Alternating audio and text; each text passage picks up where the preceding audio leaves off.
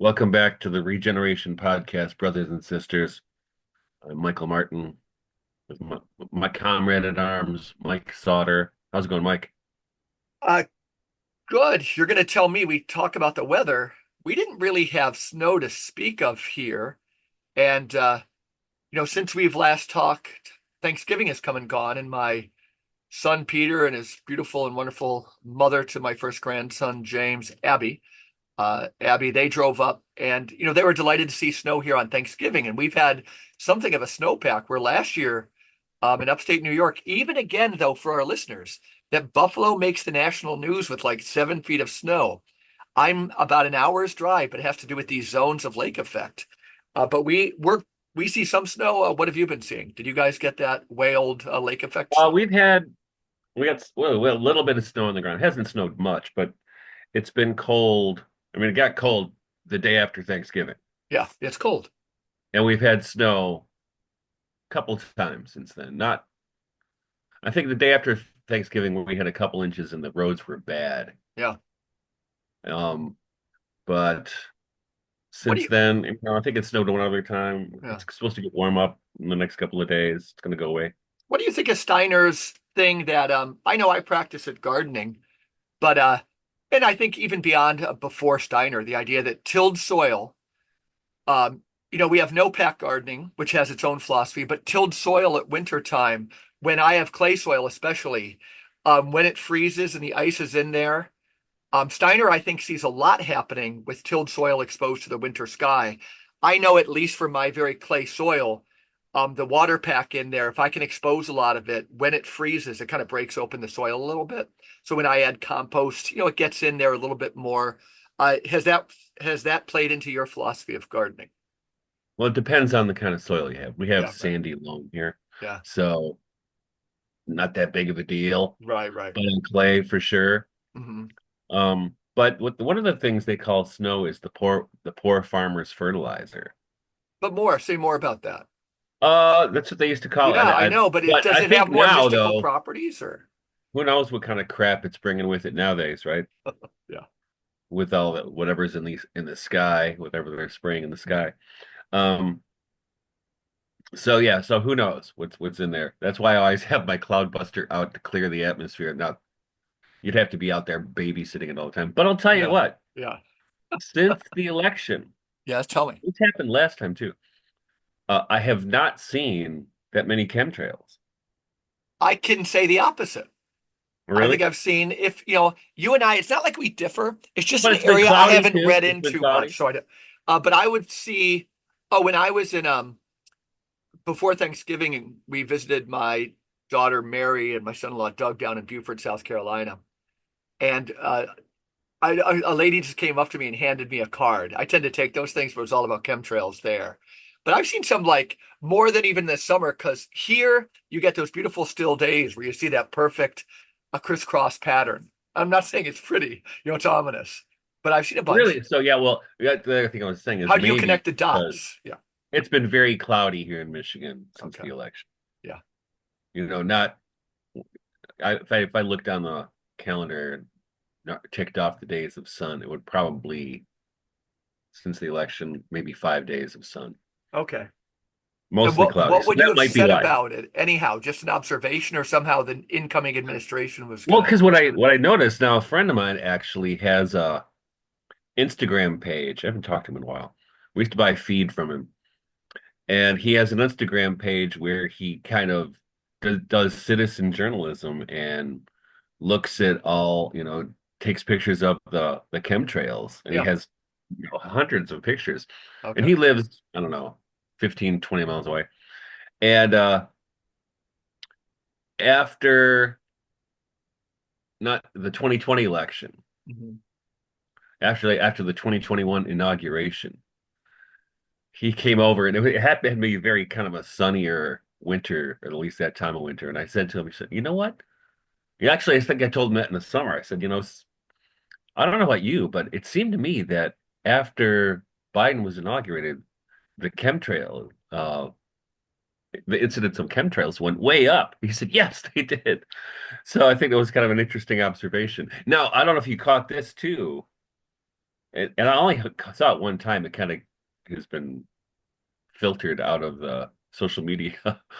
But a couple weeks before the election, Bobby Kennedy, who is nominated to be Yeah, director of Health and yeah, Human Rights, right there, yeah. right? The National Institute of Health or whatever it I think is. so.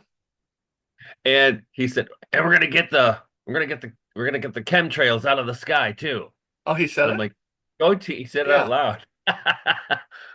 So So because I'm good. not well read on this one, the questions, and I think maybe I could speak for some people too, is, how many people, certain things that you and I both know kind of happens. Again, there would be a lot of people there, even if we just talk about like the open secrets of some of the COVID scene.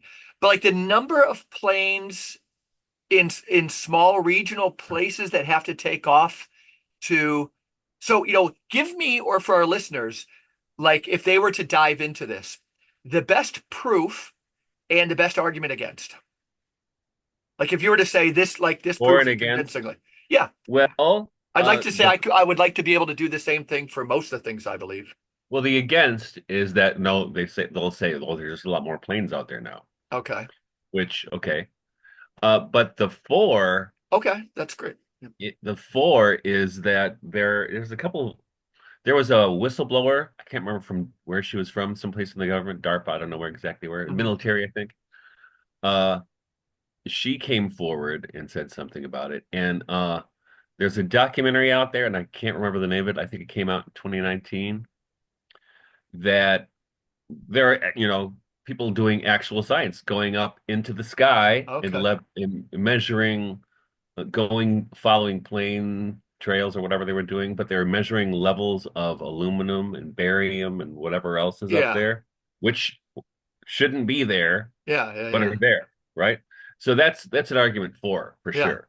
And I'm thinking too, for me, and tell me you might know more about seeding the sky for rain, but for me, like some of the some of my sense of wonder in theology and belief in the existence of God is that question that just I guess only a certain fraction of the population allows themselves to be shocked by. And I don't think it has any correlation with intelligence, is like why is there something rather than nothing? And Mhm. I suppose for some people who doubt chemtrails, do you think it's pretty powerful to say to them, or relevant to say, like, if they're seeding clouds for rain, it's all in the same thing in one sense, right? Well, They're even already until messing with the environment at very high levels, and they take themselves seriously in doing so. This yeah. is not a difference in kind. It's a difference in degree. Well, think about it this way, right? Yeah. So until just relatively recently, Uh-huh. there was widespread denial that they were seeding clouds for rain. Yeah, right, right, right, right. I think this Right? is Oh, we're very not relevant. doing that. I It's like the way impossible. this It's is too going. expensive. Right. Yeah, yeah, Right. And now they're like, oh yeah, we're doing that. yeah, Right. yeah. And I like these arguments. Like Chesterton said, so what if there's not unicorns? There's rhinoceroses. Like the fact that there's a rhinoceros is still really amazing. And you're mhm. right, that just a while ago they were denying that they were messing with the environment in Yeah. these messy ways. Right, right.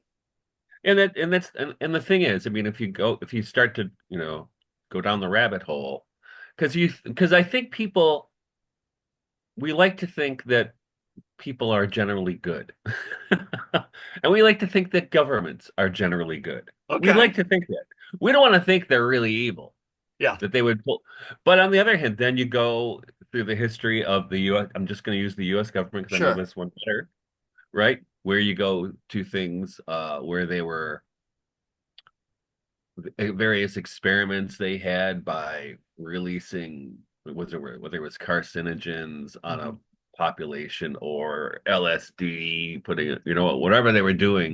were doing some sketchy stuff. The Tuskegee experiment. Right, There have been a lot of things that the government has done just to see if they could do it, right, right, right, right. and I think it's was very, very really relevant. unconscionable, right? Yeah, yep. Tuskegee, Yeah, Operation Northwoods, these types of things. right. So yeah, so when they say, "Well, we're not doing that," you're like, "Oh, right. We Okay, closed that program." let's stay on the word evil a little bit. These people are evil. Like the first thing that occurs to me as I was reading, and we might circle around to this if it interests you, is I had to dive back into Charles Williams' Descent of the Dove, this weird enigmatic history. Have you read that? It's I have. crazy. It's weird, yeah. Anyhow, He was saying that we tend to use the word evil when we're displaying things on other people, and we use sin when it's good for us. So I know in some of the political religions we have, evil's big. But for me, everything you say is true. For me, and I don't, it's not like I wouldn't use the word evil the way you used it, but the evil seems to be bred by scale more than people making deals with Satan, although they do that too. That being said, scale tends to make people pretty corrupt. So it's, what, this whole middle administration of permanent Washington, these are good people who really, I don't know, they were usually born into some privilege. They were able to go to good colleges. They they dreamed about kind of changing the world. They move into one of those super zip codes around Washington, and they kind of bartend as somebody knows somebody, and they start working in this huge bureaucracy, and then people become dots to them. Ideas become more real, more abstracted from anything aligning to the fact where the maps meet the territory or match the territory. But I do worry about, not you in particular, but when with the incoming administration, we're not talking, I think, a language that allows for more human understanding. Good people making bad decisions, but we got to be worried about people, the use of language at this time. Well, it's the I think I mean I think what you're getting toward is like what happened under the Nazi regime, for instance. It's Sure. corporate evil. Yeah. It's not like this one person's doing something evil. He's just filling out a form. Yeah. Right. But the system itself is Banal. is Banal. exterminating Jews, right? Yeah. Or but the other thing is it and I but and I think there's And those people good need to be good held people accountable. good people doing bad things is one thing, Yeah. but bad people doing bad things is another. Uh-huh. And when I call it evil, I mean, my definition for that kind of evil is experimenting on human beings without their knowledge or consent is evil. Yes. Yep. Yep. Yep. You know what I mean? And so I think, well, we saw that. I mean, through the last 5 years, I don't want to mention in particular what it was, so we get booted off the channel again. Yeah. But it's you talk That about was. at It scale, was. right? At This is scale. at scale, Yeah. at Yeah. scale, Yeah. and I hope that you remember the thing with the Pfizer documents, but they weren't going to release them for 75 years. Yeah. That was early on, and people could have still disagreed. The thing could have been stalled a little bit. And I think it was pretty early in the thing. I'd have to go back into the dates, but this wasn't like we Just found out 2 years ago. later. Yeah, yeah, yeah. But it was in the middle of the COVID thing, where people were still saying, yeah, no problem. And I'm saying, no, no, no, no, no. This is a problem. This is a huge problem. Why are they doing that?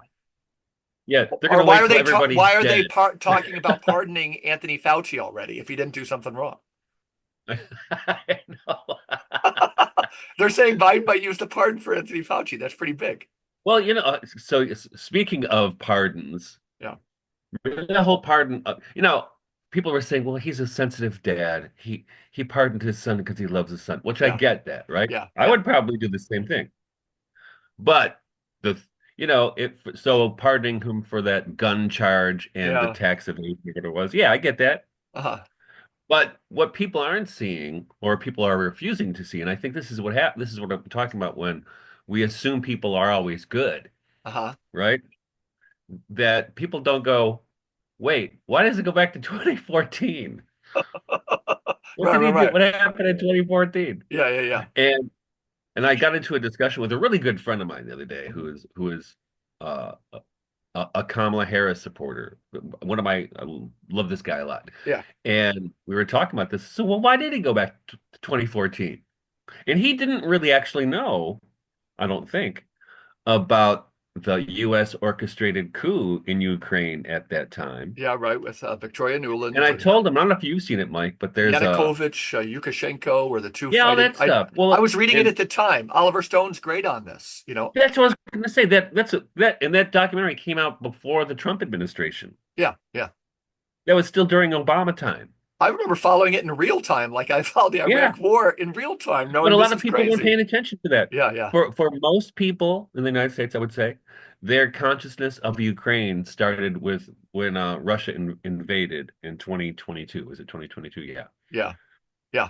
in January No, this 2022. was a story going on for a long time. Yes. I had a mnemonic device And that Lukashenko rhymed with cent, rhymed with America.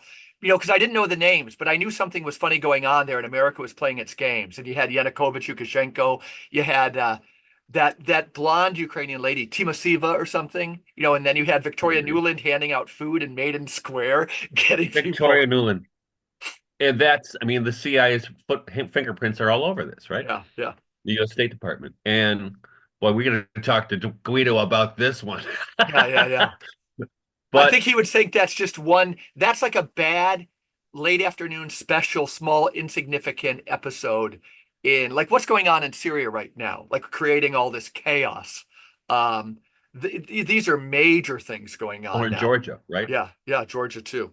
Um, But that's the thing is, and this is what as you know, Mike, I mean, by nature, I am optimistic and idealistic. I've had to tell myself to be pessimistic. I have to talk to yeah, myself into it and suspicious because I grew up thinking everybody was nice, yeah, right? yep, Everybody's not nice. no, And so and part of what's been happening with me over the last few years is really having to come to terms with how devious the power structures are. that's why I love Guido so much because he's just like totally convinced, that they got this thing kind of handled. And I think he's right. Even John Michael Greer sees, I think, the Trump administration, everything, a change in small degree, not in kind. Like think of this, the former Fox News guy. You know what? I I know don't we think John disagree a Michael little bit. Greer. Yeah, John Michael, I don't. But I'm just saying about. yeah, I've been following John Michael yeah. Greer's commentary about this, and he seems to think that Trump is the antidote to the bullshit that's been going on for the last, you know, generation Yeah. or so. And maybe he's getting Because hedged who in so who else quickly. Yeah, agrees with him? yeah, I was surprised to see this is Bill Maher of all people. yeah. I've seen that phenomenon. No, Bill Maher was saying maybe this is the disruptor we need. Yeah. I mean, not that he likes Trump, but So what he do you was think of the saying Pete maybe Hegseth this. phenomenon, the Secretary of Defense? Because that's one in real time. Uh, well, I think that, and I think it's propaganda, and I with him, and also because I don't know, but this Or how this about the seems to fact that we follow. know that he, until recently, very recently, he wrote a book within spitting distance of this moment in time where he was still defending the glories of the Iraq War. That Yeah, I don't again, know. the neocons are so good at getting back in. That's honestly what I Right. think. But also, it should make the people thinking that like this Trump team can play 5D chess. We got to be, I don't know, like some of this stuff, it's getting chipped away so fast. Or, and again, there's hope there. But like setting all these little firestorms in Syria, this machine that would be Guido's thing is just so big. It can just keep It on is. coming at you. It can keep Well, on that's why they coming didn't at you. want Trump around at the And machine. Trump is too Um, compromised to fight it, maybe. He's got I his don't know own if he's gang too. of No, I friends. don't think that's true at all. They Okay. wouldn't have I been, think, especially now that they've been trying to imprison him and kill him for the last 4 years. uh-huh. Yeah. He's like, F it. But what was I going to say? Well, the other thing, Hegseth or whatever his name Yeah. is I saw you probably saw it too. I think yesterday or the day before, 100 State Department officials have Yeah, come yeah, out yeah. saying Yeah, yeah, Tulsi yeah. Gabbard is dangerous. It's the Yeah. same formula they It, did that with is, the that is. laptop, right? But I Who think two buys things can this be true at anymore? the same time. That like that establishment is trying to use their, imperial we're informed, we're Washington. Like I've been a CIDA director before, and I've killed lots of people, and I know this new person, Tulsi, is not qualified. They This has we're all the earmarks of a I Russian think that's as disinformation. crazy as you do. I'm exponentially. I But think that's the craziest stuff. We both agree but on that. I'll tell you what though. I mean, those guys, the power structure. The DNC certainly more than the Republicans, but the Republicans just strike me as a group as a bunch of doofuses who don't have it together at all. You know what I mean? But Well, they're just the part of the Democrats, same man, group they as kind of those always they Democrats. move, they stay on Yeah, message yeah, yeah. in Okay, fair, fair. concert. You know what I mean? Hmm. and the Republicans are basically chasing their tails, going looking befuddled. But they stay on message, and you'll notice this, and this is what I've been noticing for the last 5 years for sure. Now, what we talked before, remember when the COVID thing dropped, all the Western nations in concert start with, "We have to build back better. Hmm. This is the new normal." All that stuff. They're right. Yeah, right, We right, right. keep I agree. everyone safe. And it's all propaganda. It's all their spells, I basically. agree. But the Democrats do the same thing. Watch on like Twitter or X or whatever. They jump on in concert at the same time on message, whether it's about Tulsi Gabbard or about Syria or whatever it's about. They all are on message. Yeah, And not only that are they on message, but so's the dinosaur media, right? yeah. So they all come. It's like a, but the dinosaur media. I mean, God, it's almost dead. Did you hear that? I don't know if you heard that It's so recent shocking. statistic Yeah, about of CNN and MS. Yeah, yeah. MSNBC's audience Uh-huh. in the 24 to 54 demographic Hmm. was down to 38,000 people. Yeah.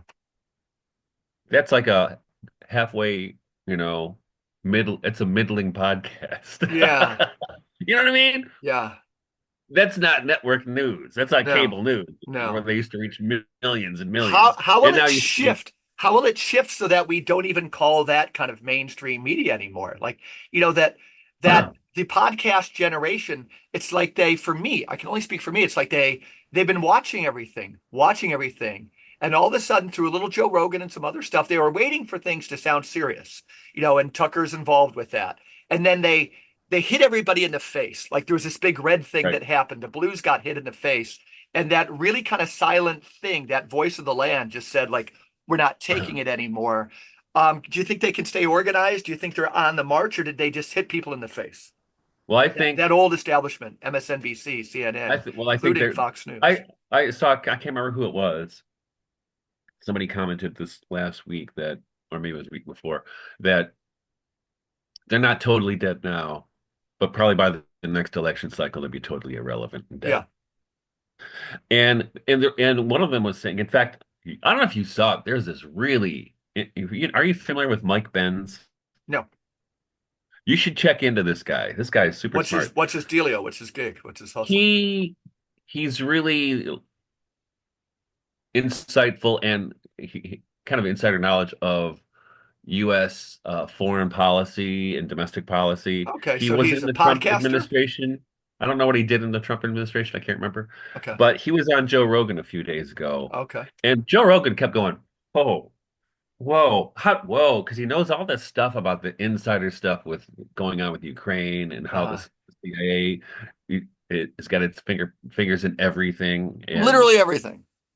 and how their propaganda network, which finally Barack Obama signed an executive order allowing the secret services to use their propaganda on the American public. Do you know about that? Okay, no, tell me about that. Yeah, well, I Because we can't remember know what. this is the type of stuff that again does happen. Yep, So yep. you know what? Well, we And know they the know they're CIA doing it has for for our own years. good. They're convinced. And half the America would say, we know they do it, but it's called education. It's for your own good. And we've lost the ability to distinguish. Yeah. But So tell me. the so the so for the whole time the CIA has been around, one of their primary things has been, to get their people in power in other countries so they can, you know what I mean? Fact, as I see Whether it, sure. whether for peace or for just to milk them for resources, or American interest. Yeah, Um, Venezuela, the whole Middle all East. that stuff. Yeah, Yeah, so they're yeah. doing that. But Obama, apparently, I don't remember what year, signed an executive order allowing those same methods to be used on the United States Yeah. citizens, which before that wasn't it. I mean, they were doing it anyway, but then it was like, yeah, go for it. Does it have Right? like an operation name that's really seedy, like I Operation? probably does. Yeah, I don't yeah. remember, That'd be but cool. boys, this Mike Benz in this podcast Yeah, with Joe Rogan is pretty eye-opening. yeah, If you haven't, you're not, and he really he's kind of like Bobby Kennedy. He's yeah, just got the facts right there, right? He's yeah. got dates, times, whatever, right? Well, the messaging on masks was my microcosm and a macrocosm. Just how it was confusing at first. Then they realized this is pretty central. that they liked this. Like some people knew that the human face was important, how important it was going to be to whatever they were experimenting on. Other people kind of disagreed. But all of a sudden, the way these things got elevated into like religious symbols, Well, and it's for a us, a very psychological different, operation. yeah, it was. It was. Yeah. It was and it was a huge, and it was, Did you mask? That's a big thing. Like, did you mask it during was that time? generally successful. Yeah, it was. I would say it probably worked on most of the country. Yeah. I think people were off for a while. Some people are still wearing masks because I can't believe it. But but it was a psychological operation. Yeah. Absolutely. Because no, this is goes back to magical and Freemasonic orders. Part of their ritual and all those things is and actually it's also in the mystery schools in the Apuleius is the Golden Ass, which is basically a fable based on His name is pronounced Apuleius. Wow. yeah, I've always said Apuleius. You know, Apuleius. we're just human. Yeah, I've never had. That's That's great. right. But anyway, in there, Apuleius. uh, because it's kind of an allegory of what happens as you go through the mysteries, because it Yeah, ends with yeah. the vision of It's a Isis, seminal right? text. It's a seminal text. It is, and it's funny too. Yeah, It's yeah. also super funny. But one of the points in there is a ritual of humiliation. Hmm. Where everybody's in on the joke except for the initiate, who happens to be Lucius Yeah. in the book, right? And the same thing happens in Masonic ritual and magical ritual. It's a symbolic ritual of humiliation, Uh-huh. but but it works psychologically. And I think this is part of what was going on with the whole mask thing. It was a ritual of humiliation, right? Yeah. For me, like the human face is Yeah. everything. Yeah, everything. Yeah. You know, Well, humiliation, I'm sure but you have. the first attempt, like we're already the human face. I received in the mail today. Oh, and I'm embarrassed, but it's the Korean philosopher that's genius, Hulbach. It Oh but yeah, he's I know who you're talking the about. agony, yeah, and it's just my own inadequacies, 100%. I apologize. The book's downstairs. But the agony of Eros, and just he's making Eric Fromm sound like optimistic on where Yeah. love is, on where love is, because otherness doesn't exist anymore, right? Otherness, everything is the same, and this whole cult of like a difference. Even Levinas, goes, didn't go deep enough. Um, that everything is the same. So Eros, love, in that way, which is fading so fast, and I think that the fate of Eros and romantic love is tied to the fate of the human face. That's why the mask Absolutely. for me was so horrifying. The Abbey where I've worked, I've mentioned it before on this podcast, but if you ever are through Livingston County, the Abbey of the Genesee still has a haunting presence in a beautiful way. Um, it emanates a zone of peace, these Trappists, wonderful men. But when you go into their lobby outside the chapel, you have all these quotes from Olivier Clément and from the Church Fathers on the human face. Saint Macarius, Christ is all face, all face. Hmm. And I saw this as an attack on the human face. And I'm allowed to say, you're right, there's bad actors out there. But what force? Who senses that the battle is about the human face? Well, Personality lines, yeah. you could trace it through Fauci's position on masking, right? Say more. Well, when he first started, mask isn't going to help you. Viruses can get right through a mask. It's not going to help. No, that's what Remember I'm that? saying. Like the whole storyline was coming together. Well, and then they realized you can tell that somebody behind the scenes, no, no, no, no, no, that's going to be good for us. Yeah, yeah, yeah. No, and But it science, had nothing to do with the virus. and Fauci's a scientist, right? Scientist of that left brain type. And not all scientists are left brain, and I'm not against science, but a real scientist, which goes all left brain, they can never understand the significance of the human face, right? I Well, was the reading thing in is, you get Charles caught. Williams. Go ahead. I want to tell you about Charles Williams Well, you too on get the caught up with face. all that crap, Yeah, all that masking and 6 feet and whatever, all these bizarre rules. yeah, It was arcane, right? yep. It was Byzantine in its implementation, but But that's you get caught up in all that minutiae, but you don't pay attention to where'd the virus come from? Yeah, yeah, yeah, Yeah, who was behind this? Who made this? yeah. It How couldn't many be the feet do we have to Wuhan stay apart? Virology Institute where they experiment on bats. You remember that? I don't know if you remember that. Jon Stewart was on which is Stephen Colbert's show. Oh God, Where Colbert. His he trajectory had is a so whole, he sad. was ripping on that whole thing. It couldn't be the Wuhan Bat Institute, Yeah, yeah, you know. And Colbert looked nervous, like, yeah. let's not talk. Colbert's vaccine dance, which is used against Oh my him, and he God. knows it is, but it's so justifiably used against him, you know, Yes. that Well, the same thing. he found himself like when we used to go to the drive-in movie theaters, you saw the popcorn dancing with the Coca-Cola, and it was propaganda, and they could show you that there was like images and these things when you took Yeah. intro to psychology, and what Colbert did was just a digital version of he was the front man for this thing. And they all, so many of them were, right? Yeah, yeah, And that's like I said, you got the mainstream media and those guys, whoever they are, lately the Democratic National Committee, but it's also you can call the bad actors in the State Department, and it's like this giant wave, and that moves in unison and on message. yeah, yeah. I do And the agree. mainstream media was part of that. And one of the things I saw recently, the same guy who whoever it was, it said, you know, so they're on life support now, but by the next election they'll be dead. Is that he pointed to, and actually this is one of the things uh Mike Ben said in that podcast was that what changed in the election this time compared to last time. Last time, Trump was kicked off Twitter. Mhm. The president of the United States was Yeah, yeah, kicked right, off right, Twitter, right, right, right. right? And I so, forgot. but I mean, I remembered he was, but that is so yeah, significant. Yeah. so all that stuff, so There was some he was higher not able to power. talk Yeah, to yeah. people, Freedom of speech. Who is and making the these decisions? Yeah, and the mainstream media was, of course, they were anti-Trump from 2016, but they liked him before he ran for yeah, president.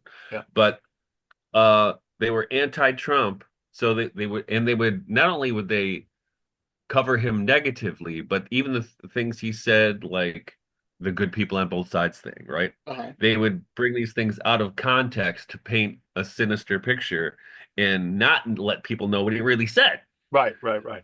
But then, as Benz and other people have been saying, what happened, the game changer in 2024 was that these long form podcasts where Kennedy would go on and Trump would go on and Kamala Harris would not go on Yeah, yeah. changed the game. She went on And one I think Biggie. there's a I lot don't to know say for women's that. podcast world too well. She went on like the Joe Rogan Well, equivalent, the Biggie. Yep, yep, yep. she went on a podcast where they talk about sex Makeup all or the time. something. Okay, sex. Right, right. It was like a it was like an OnlyFans podcast, basically. I'm like, what the hell? That's the only Too way funny. she did. Yeah. And then I don't know if you saw this recently. You heard about how much money they wasted, right? The woman who Oh hosts that yeah. podcast couldn't believe that what they did is they flew her to Washington, I think, and they recreated her set Uh-huh. at where this place was in Washington to make it look like she was really that Harris was really at the podcast. Okay. And they spent like $100,000 on it. And she said in this interview, she said, I know how much it costs to make that set, and it's not even close. Yeah. Wow. Wow. Wow. Yeah. It's cardboard, okay? Yeah. And so it's all about the optics, right? But that's the only thing she did. She refused to go on Joe Rogan, Uh-huh. right? Yep. She was sitting all kinds and almost didn't do any even mainstream interviews. Right.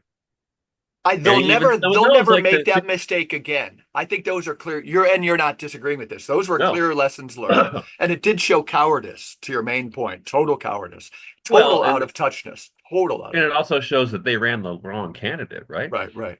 Yep. I mean, she couldn't. I mean, she was, and even CBS, which is criminal, when she went on 60 Minutes, they edited the interview to Yeah. make her sound smart. No, there's too many things like that. Too many things. And that's what I mean. They're all in concert and all move like a steamroller. But that steamroller is is increasingly losing power, or at least losing influence. But is another one somewhat in the ascendancy? Again, I'm using the age of the Caesars as a possible, that uh I just think we got to be careful. It's the same way I feel that I think I mentioned that in the last podcast, so I won't dwell on it. But like we've watered down gender so much that the reassertion of gender is coming in kind of a way you better watch out because Yep. it's not a healthy version of it. It's where men are saying, that women are kind of a different breed, or there's elements of it certainly that. And this isn't the dark web. It's stuff I'm dealing with. I see it all the time. I see it all the time, face to face on campuses. And so it doesn't mean these new guys who are just, I think, have reactionary views about masculinity. Our What? friend, but we got to, on the people who wanted to see this new, whatever happened in the election is a good thing, and I'm with you on that. There's some of us who have to now watch about that new dark side. It's like whack-a-mole. It's like whack-a-mole. Well, it is, but it's like, I think it's a kind of human uh tendency Oh, I that totally think it those is. who are oppressed, you know, and you can only push people down for so long. And what happens? You push people down, they're going to react eventually. It's going to explode, right? Yeah, but that was also the communist revolution, and we got to make sure ours isn't as dark. Oh yeah, I went on that whole Zhivago kick this summer, and I'm not saying there's exact analogs, but yeah, when people feel oppressed, they there's a lot of desire for revenge, and good leaders are not too common anymore, and the ability to influence the masses has been perfected even more since that time. And though the hmm masses had been seen in the mainstream media, why wouldn't a new administration also be tempted? Like it's just human nature to use this technology to influence the masses. And I think, there's right. a hunger in a certain side of the mass. All I'm saying is we need, in that great biblical tradition, we need people calling out this danger everywhere they see it. Because once this thing gets the momentum, it can be really, really Right. dark. Yep. But I think part of it is, and you're even seeing, and we're kind of shielded it from it right now, and I think we're only shielded because of Twitter or Mhm. X, is how soon we forget the oppression of free speech. Oh yeah, no, right. And during the pandemic, if you said it was, it was from this happened to me many times on Facebook in particular, Mhm. that if you said it came from a lab or if it was human, it was engineered, Yeah, yeah, you would lose your account. yeah. Or you'd get a strike or whatever. Hmm. And that's crazy because most of those conspiracy theories, in fact, I would say all of those conspiracy theories at the beginning of the pandemic have come true. I agree. I totally agree. But here's the thing. Now imagine right now, like we don't have it here, but in Brazil, I think in Europe, in the EU, in England or the UK, I should say, Ireland, there is active uh, prosecution of free speech in Hmm. all these places. Yeah, yeah. In the UK, they're letting actual criminals out of prison so they can put people who posted mean tweets in there, or just happened to attend a protest. Hmm. They're putting them in jail. Yep. Just like the State Department in this country is putting, let's criminals slide and puts grandmothers who were protesting in an abortion clinic in prison, 100%. right? Yeah. So, but Do you there's see a this wide, administration as totally committed to free speech, totally committed, but human, therefore eligible, and they also might be corrupted by power, and that use it we'll, just against their enemies, and then who's going we'll to speak see, up for them? Yeah, right, right, right, right. we'll see. Yeah. But on the other hand, I do think, um, talk about revenge, and I Yeah. don't think it's revenge. You know, I think they really think there needs to be like a Nuremberg 2 I eventually. I agree. I agree. That would be, Because yep. because we can tell, right, that Yeah. there were some really bad actors who knew this stuff was going to hurt people Yes. and did it anyway Right. for profit, Yep. Yep. for profit and control, Hmm. not for the common weal. I'm 100% with you on that. Yep. Yeah. So that's it. So I think there needs to be an accounting, Mhm. right? People need to be held accountable for what they did, for the crimes they committed. Yeah, and some of these international organizations aren't all that bad. I think many of them have gotten too powerful, but like you could maybe have an international criminal court, that um yeah, we I have don't to have really think through I these don't things. know. No, I don't know. I don't know how what form that would take, but I certainly, and I think well, it destroyed people's faith, or like the faith of a lot of people, and I think more and more people all the time to destroy their faith in institutions Yeah, yeah. in everything. And we talked about this many times on the show that Mhm. you know the faith people had in institutions is shattered. Yeah.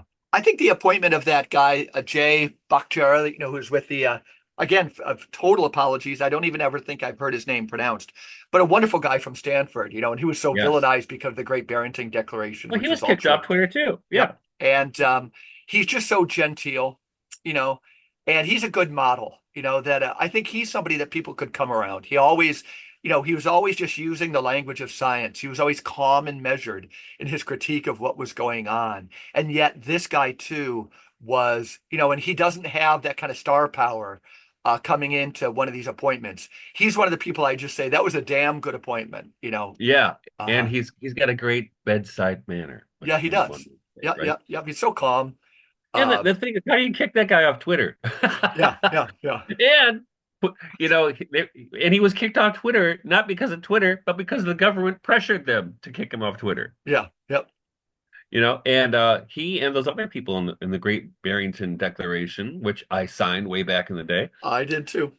and but what they were doing, that was, if you look at what they were proposing, that was hardly radical Yeah, they were public health professionals who had studied these types of at scenarios. at the most prestigious universities on earth. Yeah, and they couldn't And even they get a were hearing. dismissed by Francis Collins as fringe Yeah, epidemiologists. yeah, we That agree. guy. So, yeah, yeah. And I think I even wrote about it in maybe even the Submerged Reality. So it's a long time ago, before COVID, about the absolute BS of cat, Catholic social media and Catholic intelligentsia, pointing to Francis Collins, who is a Christian Okay, scientist. yeah. Yeah. The Well, lady who wore shoot. the scarves, the lady who wore the scarves every day, she was a graduate of a local, very local small school, Houghton University, which is not far from me. It's Wesleyan. It's a Wesleyan college, and I forget her name. She was Oh very well yeah. put together, super sweet. I forget her name. Yes. Yeah, I know who you're talking about. I can't, the name's yeah. escaping. She was like a calming presence, during that. Yeah, well, it's all optics, right? Yeah. Hmm. I mean, it's all they when they do those things, it's all about the optics. Like, I always would tell students we'd watch a news conference, or with the president and some health initiative, right? With Uh-huh. going back to Obama, and he'd always have the doctors in their lab coats. And I would say to the students, I said, you know, what do you think? You finally get your chance to meet the president, you're gonna go, what should I wear a lab coat? Yeah. No, Yeah. but when they make him wear the lab coat, why? For the optics, Yeah. Have you ever read Jacques right? Ellul's propaganda? I'm embarrassed to say Pardon me? I've owned it. Jacques Ellul's, they would say the masterpiece. Like if we talk about Edward Bernays, they say the masterpiece that brings in the depth of this, would be Jacques Ellul's. It's about paperback. It's not a thin one. We would say it's more thick than it is thin. But I was before I got called to work at the diocese, one of the goals, when you said we got to do more things, this is before you said it. But for the church to find its like voice again, we need to do more things outside of the miasma of like church buildings. But there was just a coffee shop, and in campus ministry, one of my signature things. I wasn't called to work at the diocese. I was called to run my parish again. But if I was just in campus ministry, I was going to meet at the local coffee shop and just advertise on college that we were going to be going chapter by chapter through Jacques Ellul's propaganda and do a book discussion. That we need to, I think, at this time, and this could be something the Regeneration podcast could do. You and I could read it. We could ask our listeners, but we want to be able now to call out propaganda wherever we see it. Because there could be pretty soon a new emerging propaganda. We don't know. I'm starting to think that probably a little bit more than you, but it doesn't mean it's more evil. But you would be totally with me. We're 100% together to say, let's start calling it out as soon as we see it. Let's Yeah, defend. Yeah, yeah. there's a big difference. Well, maybe not big, but there is a difference between uh persuasion and propaganda, Right, right? right, right, right. I mean, persuasion, you're trying to get someone to see your viewpoint and see why they should maybe incline to it. Yeah. Propaganda is generally about power, and it's run from avenues from levels of power in Hmm. society or government or whatever, and then which is exactly what we saw over the pandemic, Yeah, right? yeah. That's what the propaganda was, and Hmm. um that's why one of the missions of that propaganda army, we could call it, was to shut down the persuasion of people with the opposite view, like the Great Barrington Yeah, right, Declaration, right, right? right, right. So the Great Barrington Declaration was not propaganda; it was persuasion. Hmm. Maybe we should just do this instead, right? Yep, yep. Just seems Persuasion. to be a more rational way, which it was, right? Hmm. So, I mean, so that's and go back to Plato and Gorgias, for instance, that his problem with rhetoric wasn't that his only problem with rhetoric is that you can convince somebody that evil is good and good is evil, Yeah. right? That's what And Rabelais did for the Thomists. He just used scholasticism and he goes, give me just three moves, logic mhm, moves, but give me premises and I can prove anything with it. I can prove yeah, anything with it. That was and his one of that's his contributions to genius of the Western world. and that's I think what have been my one of my beefs about higher education, having been in it for 20 some years, 25 years, is that what students learn in colleges generally is not how to think. They learn sets of arguments, Right. Consciousness right? raising So is what to I be a say. feminist, Yeah. these are the arguments for the feminists. This Yeah. is what you and I'll go with that. It's like a shopping. Uh-huh. Yeah. I'll take that. Yeah. Or to be a Marxist or whatever it happens to be, right? But you don't really learn how to think. You learn a set of arguments, right? You learn the bullet points, but you don't really think it through. And I haven't seen, and I really rarely did I see anybody thinking anything through or being forced to think anything through, which I tried to emphasize in my classes. I mean, it was hard when you're kind of alone. You're a voice crying in the wilderness, man. That's where Adam Smith and Daniel Polikoff were so interesting for me. And I've mentioned that they've been interesting for me, and it's probably because I haven't gone back to really sit and think about the question, but the people who woke up during that time. Daniel said originally he was with it. Yeah. Um, Adam Smith is very articulate on this, but because and I know, it's not trying to say like, dudes, like I had this, I knew it was during the first Iraq War. Um, but I guess I attribute it for me to this Stephen Vizenchi friendship. I bet you in different podcasts, it's always to other people, that independently through friendship, I think that's how we learn the confidence of thinking through ourselves through friendship. All of a sudden you're Hmm. friends with somebody and you say, wow, this person thinks for himself. And you realize that's a whole world. And stepping Hmm. out into that world is really fun, you know? Well, remember we did a long time ago, probably one of our first podcasts where we talked about the parallel polis Yeah. in Václav Havel and how do you, I mean, that was all about, I shouldn't say all, but a big part of that was that you have these little subcultures that become attracted to one another and start to talk to each other and say, yeah, we don't need we don't need to live in this crazy insane world. Let's set up our own. Let's do our own thing and pretend they don't exist. And I think that's by by liberating X, one of the gifts that Elon Musk gave was what allowed people to actually have those conversations again, because what was happening in Twitter 1.0 is once the government got involved, they were shutting down those conversations. So the idea with free speech is to have those conversations. And if we think about this, right? I mean, just think, I mean, I wonder how different things would have been had in the early days of the pandemic that all those alternative voices were not shut down, or and not only were they shut down, they were castigated as conspiracy theorists or whatever, right? Even Jay Bhattacharya, right? So, I mean, I wonder how different things would have been had in the early days of the pandemic that all those alternative voices were not shut down, or and not only were they shut down, they were castigated as conspiracy theorists or whatever, right? Even Jay Bhattacharya. Right? So And that to me, it's kind of chilling if you think about that. When the thing is, uh, Europe, Brazil, they're still full into that mode, I agree.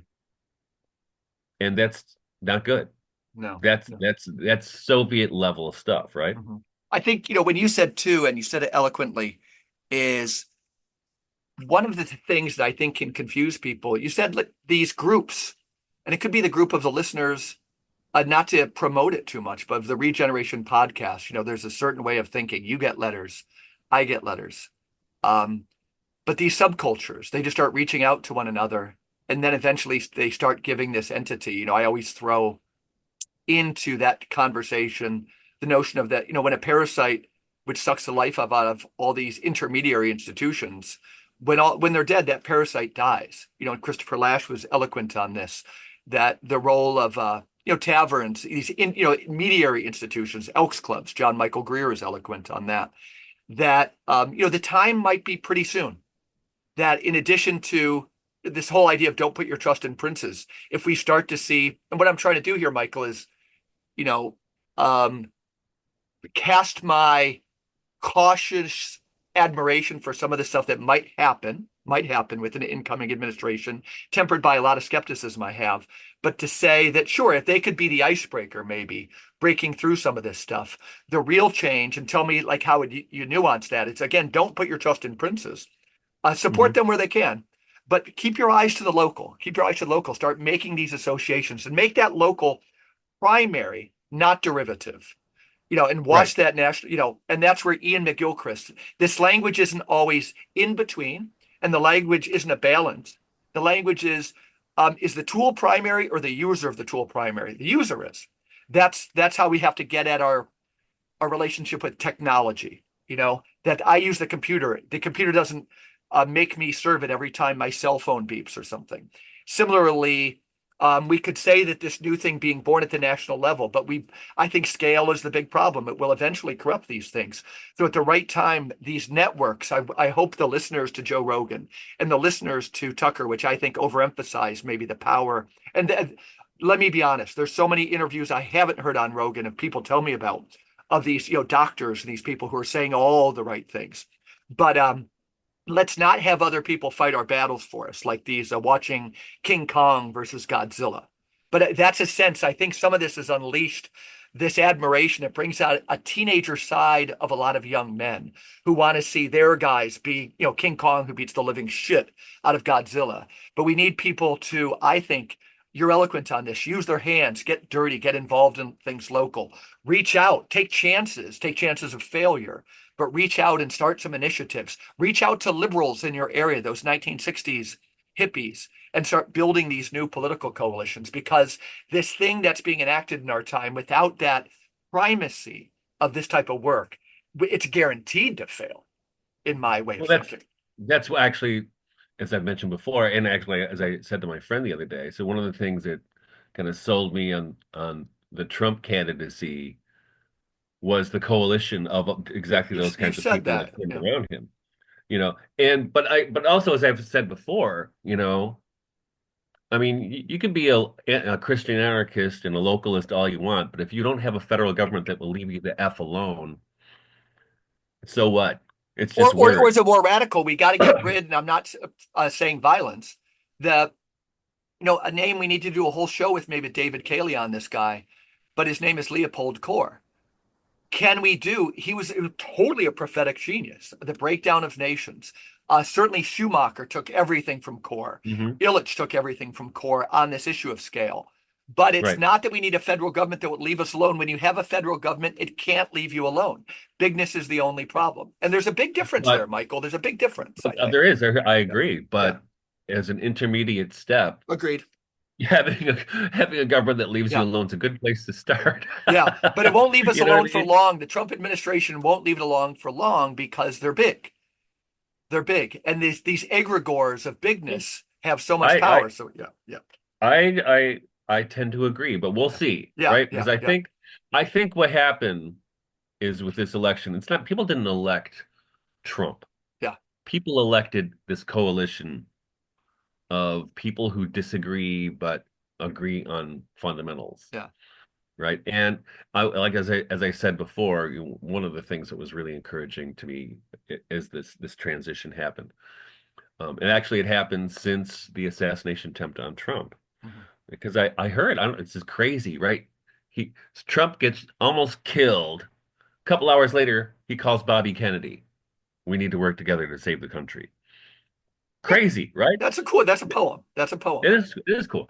But Nicole Shanahan, who I hope runs for governor of California and gets some That would be gruesome up fun. there. Yeah, I'm not, But yeah. she is a huge advocate of sustainable farming, and so is Bobby Kennedy. So Mhm. sustainable farming, of small is beautiful, right?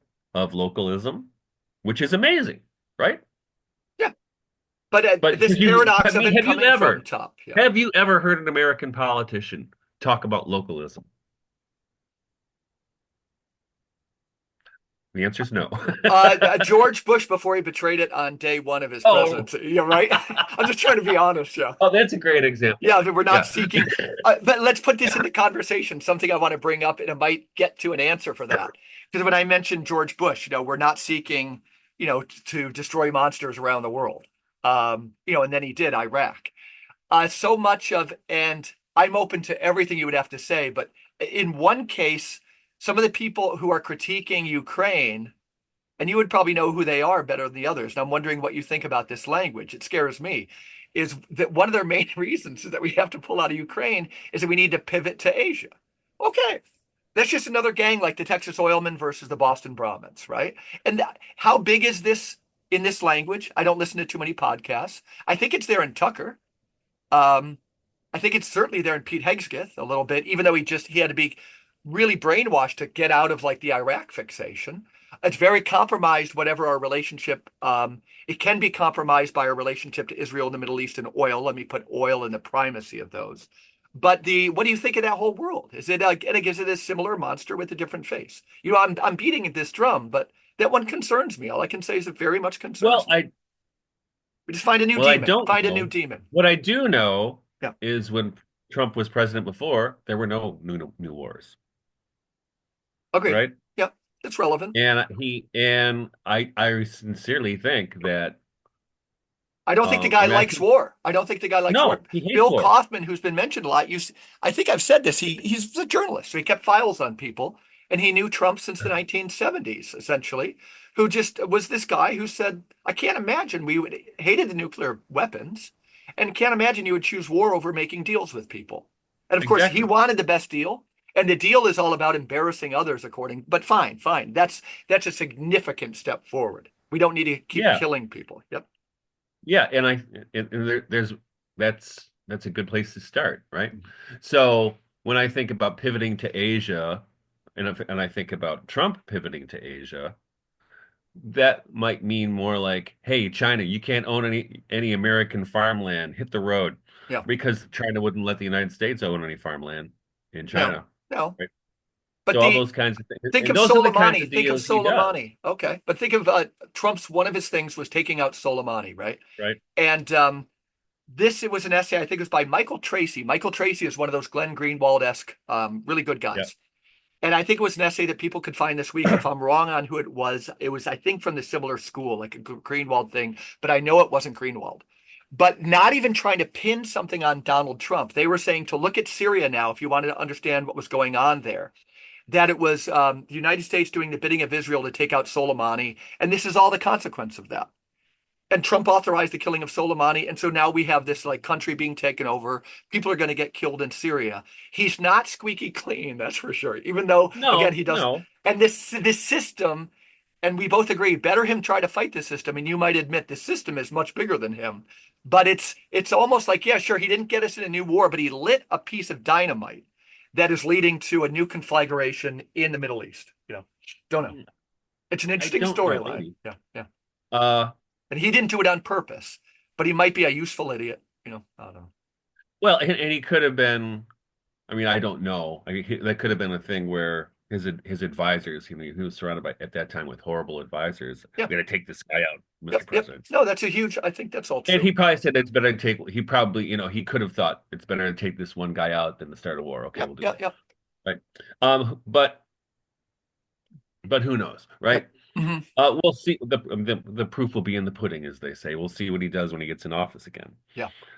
Then it might be too late. But certainly the track record of avoiding war, and he's promised to make a deal, to stop what's going on in Ukraine But have and you stop heard, what's going is this on true in too, the city. that it involves NATO taking over three-quarters of Ukraine and like this huge, or is that an urban myth? See, I'm kind of on a semi-news fast. I think I my haven't news heard fast. that. So, but would you agree? So hypothetically, wouldn't that be a really, really, really sad? We'd still say there's Yeah, good, better, best. The perfect isn't the enemy of the good, or don't right. let it be. But it's still really, really sad if this is the thing. If that's the thing, but Yeah. Yeah. but uh, but another thing, Okay. what I've been noticing is throughout this time in history is that a lot of things get floated out there to sow fear or distrust or that aren't necessarily true, but they get floated out there to destabilize things. That's why I'm So always I mean, I think cautious. I think the propaganda environment is so advanced that we have no idea. Yeah. Yeah. Yeah. Even I would get in arguments with Bonnie about this because she would listen to these podcasts and these people would be, saying, "Oh, Bobby Kennedy, he's a CIA asset or whatever." Yeah. I said, wait a minute, wait. And it's like, not like a Joe Rogan podcast, but like a podcast that might get 20,000 people, which, not huge. But we Significant. know from we know from history that this is precisely what the CIA did and the FBI or the CIA did with the American news media from the 50s. Totally. Totally. Yeah. So you Yeah. think you're not going to do that with podcasters? Come on. Yeah. And people in America, they need to know too, and I forget these stats. They're right downstairs. Donald Livingston is the scholar at Emory. He writes on Lincoln. He's probably a little more negative than I am, but like Lincoln, as a percentage of the population, imprisoned far more journalists in the country than Mussolini. You know, um, we have this tradition in our country, that these things, we have to admit that one of the propaganda things we have is that, America's always just been so free, or this language of preserving our democracy. It's like we got to come to terms with the fact that we're a human being, as a country. We're a corporate entity with so many warts, and let's start figuring it out.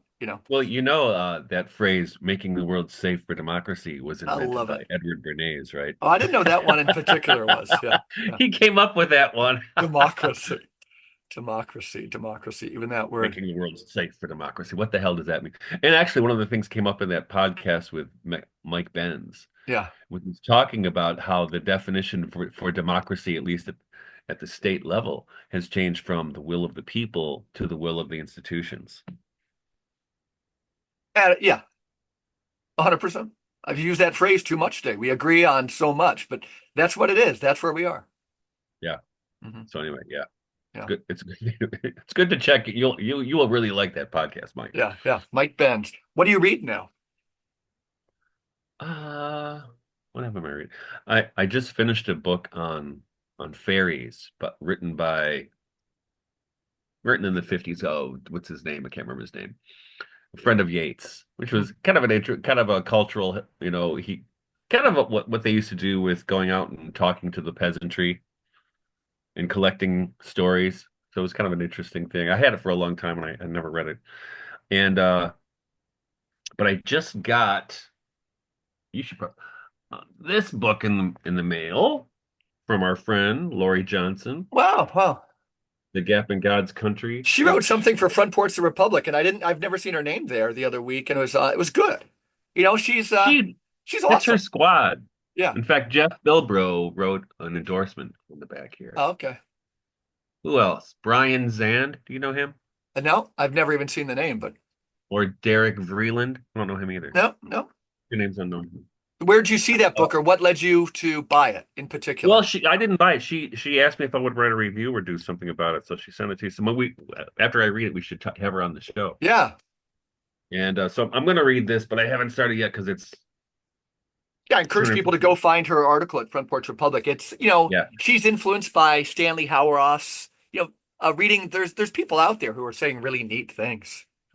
I want to mention too, I'm teaching, it could be you teach the courses at the Center for Sophiology. I'm teaching a graduate level course for St. Bernard's Institute, and I think they offer a How are $30 you? Zoom. Yeah. I've got to go through the The encyclicals. Zoom course? No, it's in person and on Okay. Zoom, but I think it's one of these courses that people could audit for say $45. Well, that's awesome. And then it's And also what's it offered at the on? graduate level. It's the history, it'd be if you were a Catholic theology student, you'd have to take a course on the history of Catholic social thought, the encyclicals. And I'm guessing, and the dean we want to have on soon, Matt Kuhner, on synodality. What I'll do is send you, Michael, his paper. He's the academic dean, his paper on synodality. And, he was not totally with Pope Francis on everything, I don't think, but he's seen the power of this in some way. And I think our listeners would, I think they'd be edified by hearing a good talk about, and the other thing about synodality, the much talked about thing is, and I've learned a lot from migrant ministry on synodality, whether it can all come together. But it's almost like when you look at this with the choices of cardinals, it's not Pope Francis. I still see the guy as kind of a Janus face figure. One half is with, he had to make this like compromise with, the one Guido talks about. And the other, he's setting off a lot of like dynamite as the same thing's happening. That kind of just throwing dynamite in the normal way things have been done, the power structure. So the pure synod, that was just a small part. But what he's done with the cardinals he's put in, there's like no going back in one way. But it's you might see me fanboying a little bit on this. It's not too much, where we might disagree on our hopes about the incoming Trump administration. I have a little hope that maybe God could use the chaos being sown a little bit by Francis that drives our friend Larry Chapp um, in a different direction. I'm okay with dirt. Growth comes from dirt. And I see Pope Francis kind of sowing dirt for an underworld thing, possibly with synodality. And again, maybe like you, it could all be a lie. It could all be like um, 5D chess against us. But it gives me a little bit of hope. And so this professor, Dean, Dr. Matthew Kuhner, he'd be great to have on the podcast. I know you'd like him, but we'll do that one soon. I sent him a text this morning, but St. Bernard's Institute. It'll be fun to revisit all those encyclicals, but I want students to realize like where are we in the world? Does left and right help us to understand the encyclicals? And the other one is there's a lot of critique of the encyclicals, Michael, and you would know why. You can't write at that like perspective of 300,000 feet and be more relevant than you think you are. They have some decent generalizations, but they're not. There's a whole new book out of Notre Dame that kind of critiques the Catholic social thought. We need a both and. This idea that Catholic social thought is the best kept secret. Partially true.